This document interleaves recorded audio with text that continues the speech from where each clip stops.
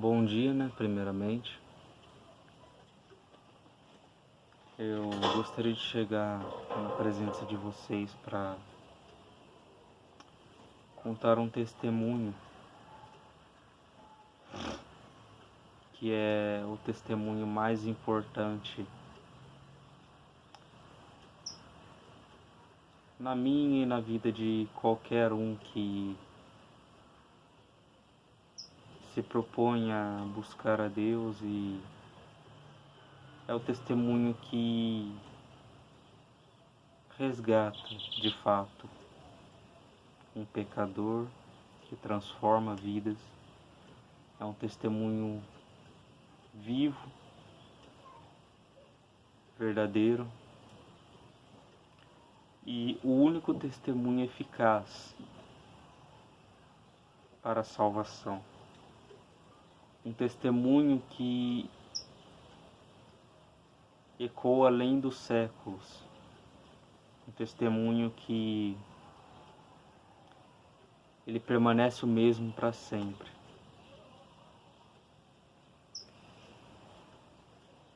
É o testemunho de um homem que veio a essa terra, cuja terra não tinha dignidade, cuja terra não merecia que seus pés fossem tocados sobre ela.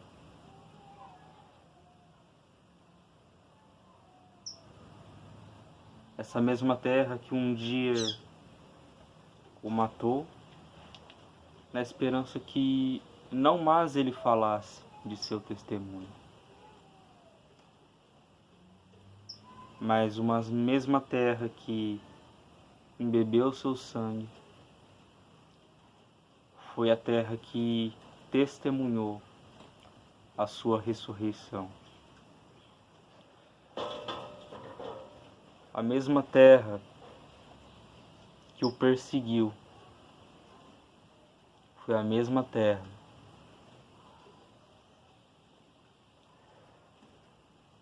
que veio para... Foi a mesma terra, que provou da sua salvação. Obviamente você já sabe que eu estou falando de Cristo Jesus, mas você conhece o testemunho que ele dá de si mesmo? Não digo de si mesmo, mas o testemunho que ele dá daquele que o enviou. Sendo ele na condição humana, ele quis dar o exemplo de que deveríamos sempre levar conosco o testemunho de Jesus Cristo, o testemunho dele, e que maior é o testemunho dele do que o testemunho dos homens.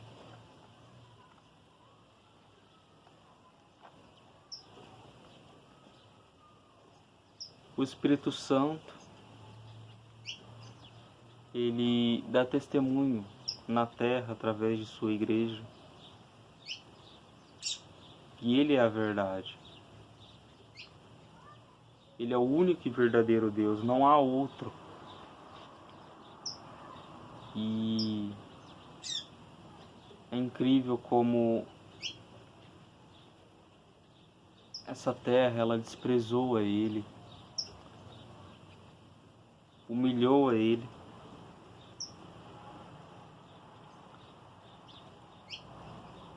desprezou como se fosse algo imundo e não como se fosse algo santificado. Mas Deus Pai recebeu o sacrifício de seu Filho na cruz, um sacrifício perfeito, sem mácula, um sacrifício sem pecados, para nos conceder o perdão, a salvação, a vida eterna. Por mais que de forma muito simples se fale de Cristo, é impossível falar de uma maneira que não toque um coração sequer. A pessoa tem que estar muito endurecida em sua consciência, em seu coração, para não se comover com um testemunho desse, com um amor imenso que é demonstrado em cada gota de suor, cada gota de sangue, em cada palavra que sai da boca de Deus. O próprio Deus que veio em carne para ensinar as suas criaturas, ensinar os seus futuros filhos a andar em seus caminhos. Que veio para tornar filho aquele que não era. Que veio para redimir, para limpar dos pecados, para transformar uma vida completa. E é desse testemunho que eu quero falar com vocês hoje.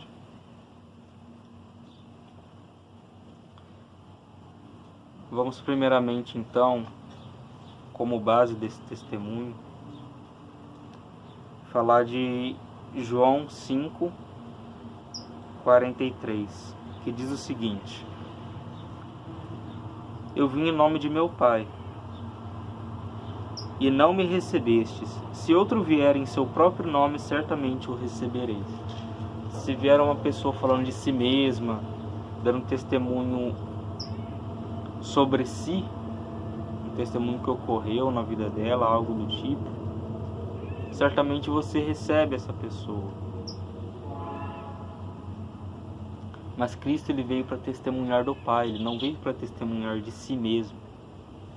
Mas o Pai testemunhava dele. E o Espírito Santo também testemunhava dele, sendo esses três um só. Então, quem tem que testemunhar, obviamente nos versículos passados, se você for ver de João 5:43, os versículos anteriores, vai dizer que as obras que ele pratica davam testemunho de que ele era o Filho de Deus. As obras, ela acompanham a fé de tal maneira que as obras é apenas uma evidência de que algo mudou, de que houve uma transformação no coração da pessoa. Isso é muito importante. A fé e as obras, elas têm que andar juntas até o fim. Ou você não acha que o testemunho dos apóstolos de não negar a Cristo, que o testemunho dos profetas de não negar a Cristo até a morte? Sim, porque Cristo estava na forma do Espírito Santo, na forma de Deus.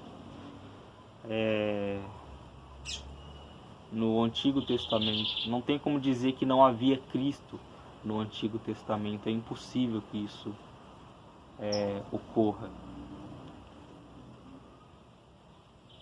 Esse é o testemunho que nossa vida carrega.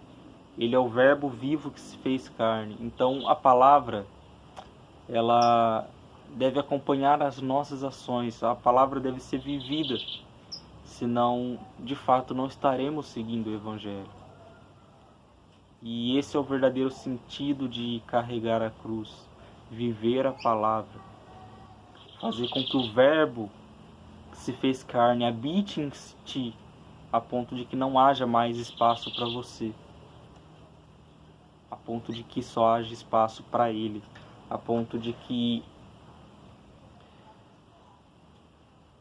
a mudança que ele faça dentro do seu coração seja tão grande que não viva mais você, mas Cristo vive em você.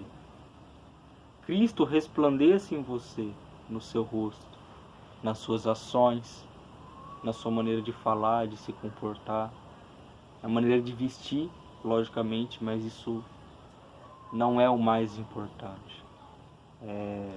Embora tenha sim sua importância, deve-se de se vestir com modéstia, com decência.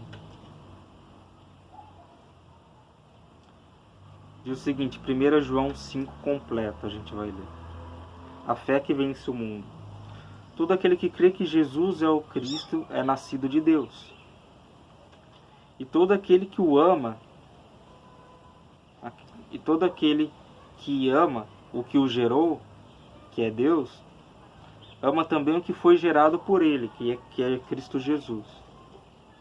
Nisso conhecemos que amamos os filhos de Deus, quando amamos a Deus e guardamos seus mandamentos. O amor de maneira sacrificial, carregando a sua cruz. Pois este é o amor de Deus, que guardemos seus mandamentos, e seus mandamentos não são pesados, não são gravosos como estão escritos aqui. Porque todo aquele que é nascido de Deus vence o mundo. E essa é a vitória que venceu o mundo, nossa fé. A vitória que vence o mundo e que venceu o mundo é a fé em Cristo Jesus. Não há outra maneira de vencer o mundo senão crendo em Jesus, confiando absolutamente em Jesus 100%, entregando toda a sua vida em suas mãos, reconhecendo que todo o domínio, todo o controle dele sobre tua vida foi desde a infância até agora, tanto que não cai um fio de cabelo sequer da nossa cabeça sem a permissão de Deus. Quem é o que vence o mundo senão aquele que crê que Jesus é o Filho de Deus? Uma pergunta, né? E de fato não há quem vença o mundo sem crer que Jesus é o Filho de Deus. Esse é o testemunho primordial, o primeiro testemunho que nos faz vencer as nossas concupiscências, as nossas paixões carnais. E que revela o quanto merecíamos aquela punição, aquele castigo na cruz. Mas que injustamente ele foi crucificado no nosso lugar para nos dar o perdão. Injustamente foi rejeitado, como está escrito, desprezaram-me sem motivo.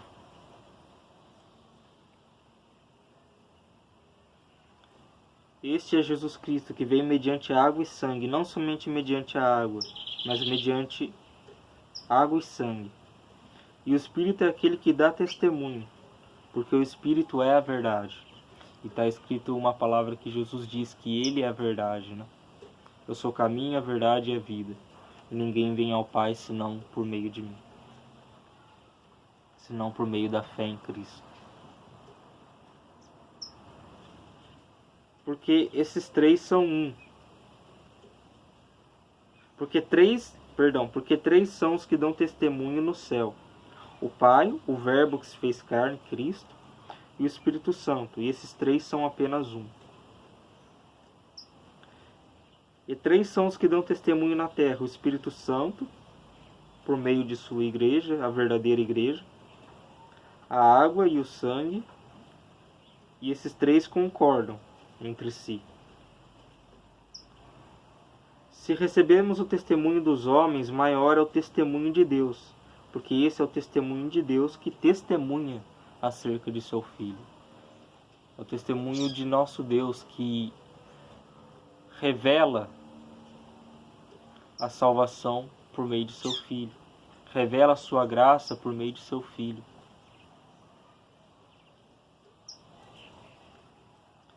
Aquele que crê no Filho de Deus tem o testemunho em si mesmo.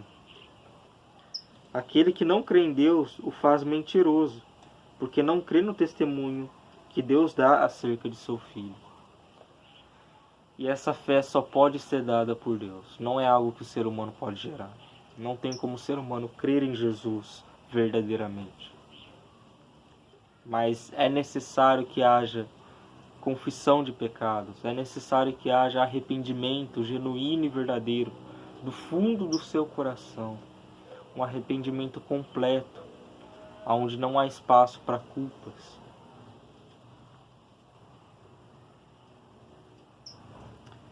E este é o testemunho que Deus deu, vida eterna, e esta vida está em seu Filho Jesus. Aquele que tem o Filho tem a vida. Aquele que não tem o Filho de Deus não tem a vida. Ou seja, não tem a vida eterna, não tem salvação essa pessoa. Entende? Não no sentido de não ter esperança de salvação, mas no sentido de não ter alcançado a salvação ainda. Essas coisas vos escrevi para que creias no nome do Filho de Deus, para que saibas que tendes vida eterna. Ele abre parênteses para justificar, para explicar o que foi falado. E para que sigas crendo no nome do Filho de Deus. Não apenas para que você creia no nome do Filho, mas para que você permaneça crendo no nome do Filho de Deus. E esta é a confiança que temos para com Ele, que se pedimos alguma coisa conforme a sua vontade, Ele nos ouve. E você me pergunta, como conheceremos a vontade de Deus se não temos conhecimento da palavra de Deus? É o que esse texto vai dizer, Ele dará o entendimento da palavra. E tendo o entendimento de sua vontade, conhecendo a vontade de Deus, vocês saberão pedir. Mas é uma obra completa do Espírito Santo e não minha. A salvação é algo que pertence a Deus. E essa obra de salvação na sua vida pertence apenas a Deus. Eu sou apenas um instrumento, eu só falo palavras que Ele dirige em minha boca. Mas quem salva é Ele.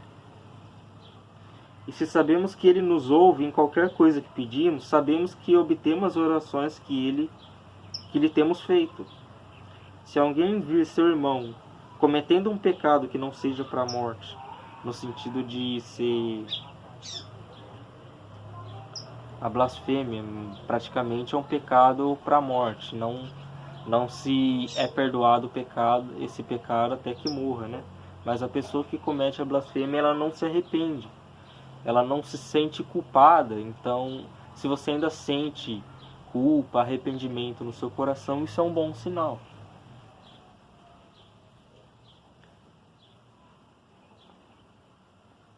Se alguém vir seu irmão cometendo pecado que não seja para a morte, pedirá a Deus e lhe dará a vida, né? A salvação.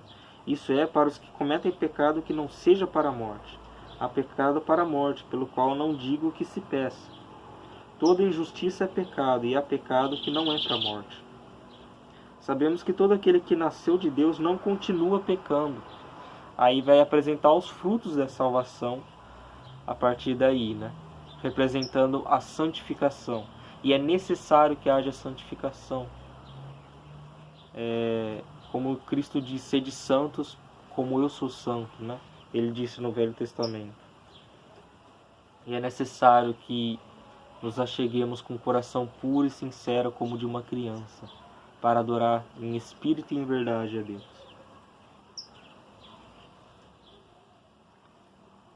Toda injustiça é pecado, e há pecado que não é para a morte.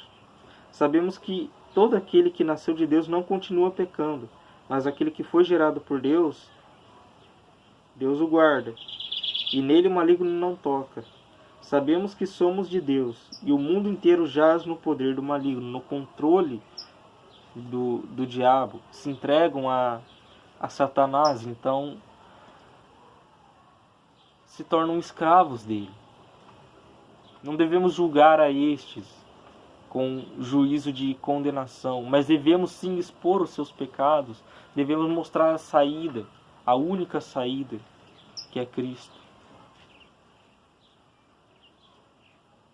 Mas sabemos que o Filho de Deus veio e nos deu entendimento, para conhecer o que é verdadeiro, o que é a verdade.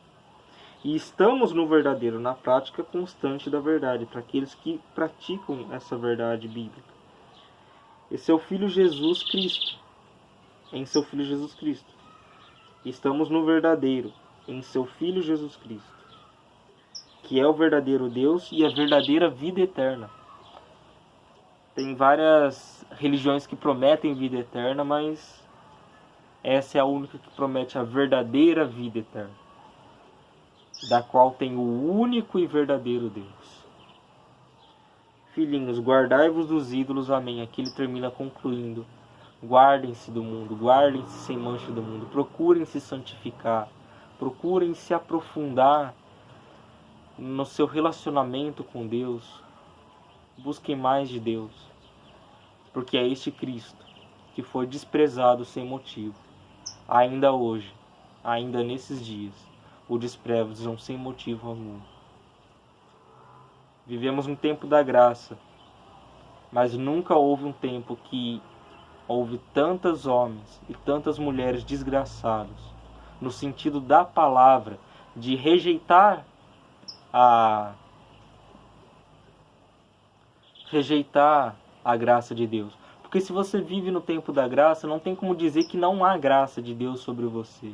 Sim, há graça de Deus sobre você. Mas você se torna um desgraçado quando você começa a rejeitar conscientemente essa graça, começa a rejeitar a santificação, começa a rejeitar os meios da graça que foi dado, o escudo da fé, a espada do Espírito, todos esses meios da graça, o sangue, o perdão dos pecados, a santificação. É necessário se santificar. É necessário amar a Deus acima de todas as coisas, até de sua própria vida, se necessário, como Ele assim o fez por você. Graça e paz sejam com todos vós. E Deus abençoe o seu dia.